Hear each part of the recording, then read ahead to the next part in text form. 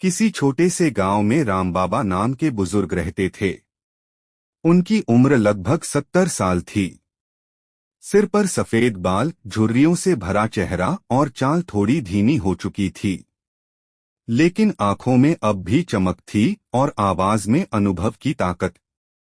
गांव के लोग उन्हें राम बाबा कहकर बुलाते थे, क्योंकि उन्होंने अपनी जिंदगी में बहुत कुछ देखा था। गरीबी, मेहनत, परिवार की परवरिश, समाज की सेवा और इंसानियत की असली कीमत। पहला प्रसंग, अकेलापन और शिकायतें। राम बाबा के 3 बेटे थे। सब शहर में पढ़ लिख कर नौकरी करने चले गए। शुरू में वे गांव आते थे, लेकिन धीरे धीरे काम की व्यस्तता और अपनी अपनी जिंदगी की वजह से उनका आना जाना कम हो गया। राम बाबा अकेले रह गए। कभी खेत में बैठ जाते, कभी पुराने बरगद के नीचे जाकर सोचने लगते, क्या सच में आज के बच्चे बुजुर्गों को भूल जाते हैं? क्या अब बुढ़ापे में इंसान बेकार हो जाता है? दूसरा प्रसंग, बच्चों की समझदारी की कमी। एक दिन तीनों बेटे छुट्टी में गांव आए। वे शहर की चकाचौंध और आरामदायक जीवन के आदी हो चुके थे। गांव का सादा खाना, मिट्टी का घर और खुला आंगन उन्हें अच्छा नहीं लग रहा था। राम बाबा ने उनसे पूछा, बेटा, क्या तुम लोगों को अपने गांव से अब कोई लगाव नहीं? बड़े बेटे ने कहा, बाबा, गांव में अब कुछ नहीं बचा। शहर में ही सब सुख सुविधाएं हैं। राम बाबा चुप हो गए, लेकिन उनके मन में गहरी पीड़ा हुई। तीसरा प्रसंग, अनुभव की सीख। अगले दिन उन्होंने अपने बेटों को खेत पर बुलाया। वहां खड़ी एक आम की बूढ़ी पेड़ की ओर इशारा करते हुए बोले, देखो, यह पेड़ 50 साल पुराना है। जब मैं जवान था तब मैंने इसे लगाया था।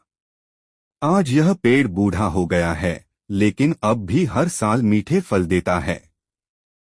अगर यह पेड़ सोचता कि अब मेरी उम्र हो गई है तो क्या तुम्हें आम मिलते? इसी तरह इंसान की उम्र चाहे जितनी हो जाए, उसका अनुभव और सीख हमेशा काम आता है।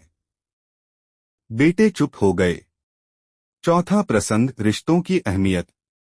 राम बाबा ने आगे कहा, सुख सुविधाएं इंसान को आराम देती हैं, लेकिन दिल का सुख केवल परिवार और अपनों से मिलता है।